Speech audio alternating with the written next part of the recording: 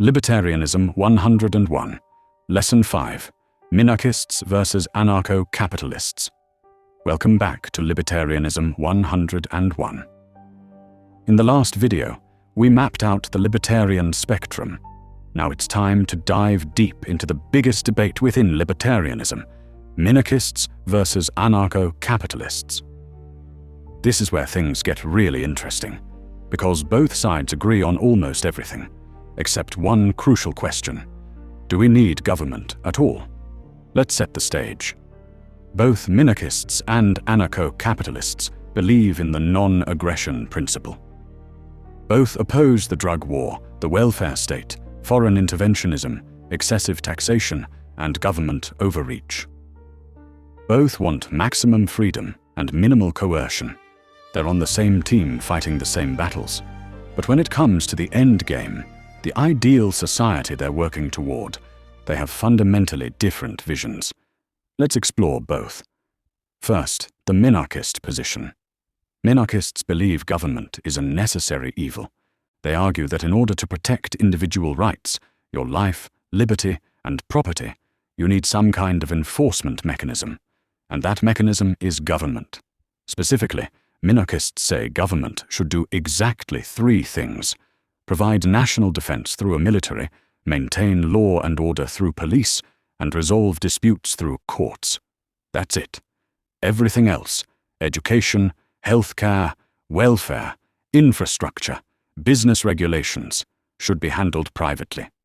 The minarchist argument goes like this: rights are meaningless if they can't be protected.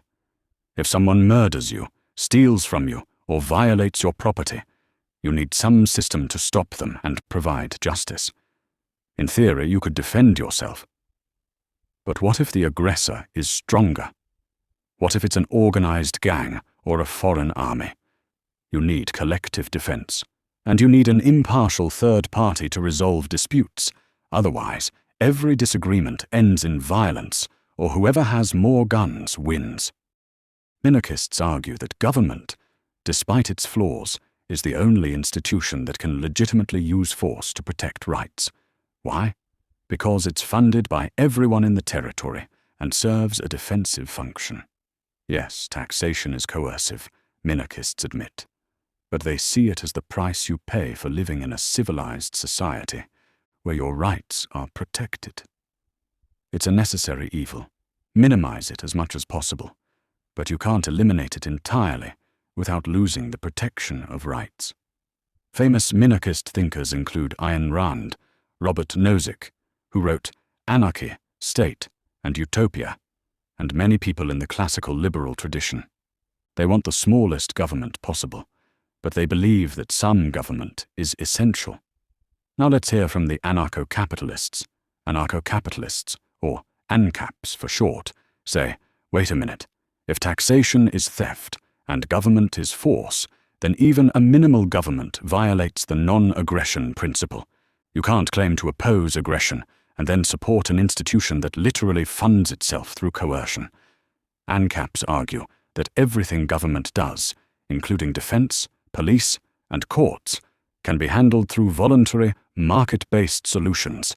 Let me explain how they think this would work. For defense and security, Ancaps propose private defense agencies and security firms. You would subscribe to a protection service the same way you subscribe to insurance. If someone violates your rights, your security agency responds. If there's a dispute between customers of different agencies, the agencies have pre-arranged arbitration agreements, because it's cheaper to arbitrate than to go to war with each other. It's in their business interest to resolve conflicts peacefully. For courts and law, Ancaps propose private arbitration and polycentric law. Instead of one government monopoly on justice, you'd have competing arbitration services. People would choose which legal system to subscribe to, and these systems would compete to be fair and efficient. Otherwise, they'd lose customers. Ancaps point out that we already use private arbitration for many business disputes, and it works well. For national defense, Ancaps have a few different answers. Some say that in a truly free society, there would be less reason for foreign invasion because there's no central government to capture. Others propose that defense agencies would band together when facing external threats, kind of like how private security companies might cooperate to stop a major threat. Others suggest armed citizens and voluntary militias. It's admittedly the trickiest part of the Ancap vision, and they acknowledge that. The key Ancap argument is this: monopolies are bad in every other area of life, so why would we want a monopoly on the use of force? Government, even minimal government, is a coercive monopoly. It doesn't have to compete for your business. It doesn't have to earn your voluntary support. It just takes your money and provides services whether you want them or not. Ancaps say, let's have competition in defense, law, and security, just like we have competition in every other service. Famous anarcho-capitalist thinkers include Murray Rothbard, David Friedman, who wrote The Machinery of Freedom, and Hans Hermann Hoppe. They believe voluntary society can handle everything we currently use government for. So what are the main points of disagreement? Let's break down the debate. First, the legitimacy of taxation.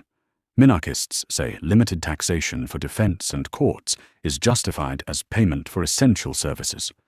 Ancaps say taxation is always theft, even for good purposes.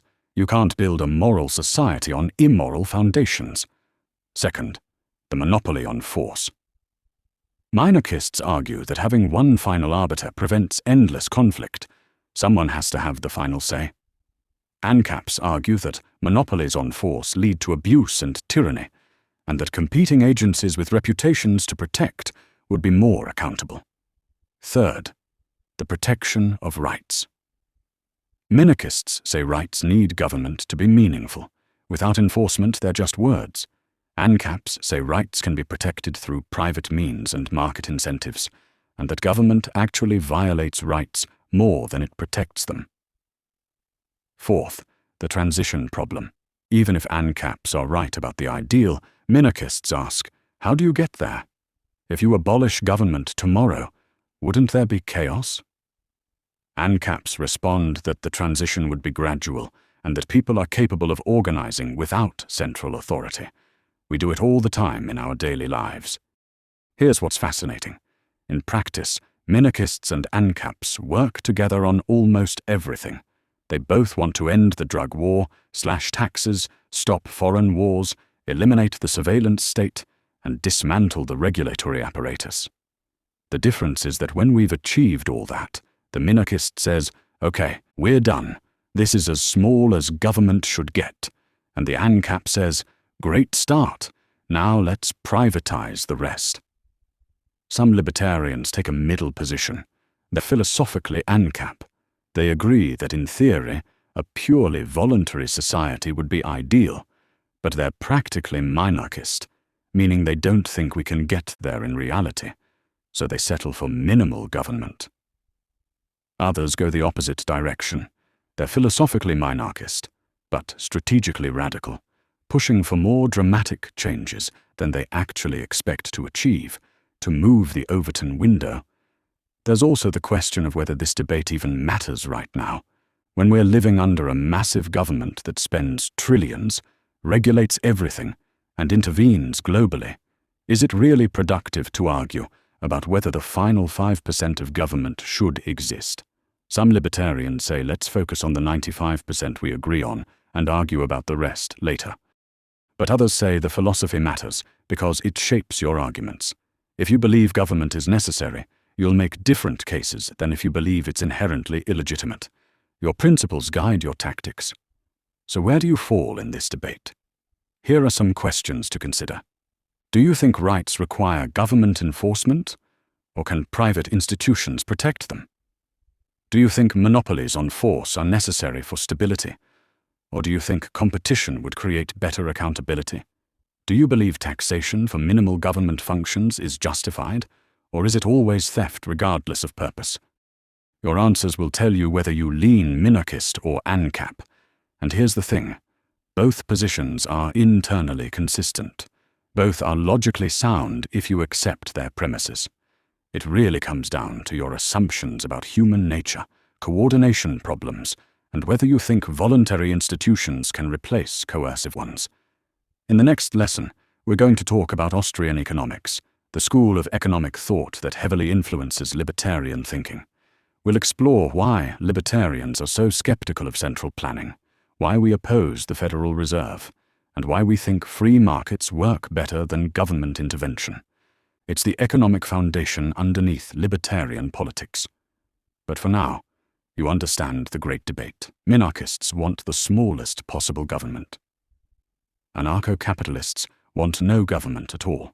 Both love liberty. Both hate coercion.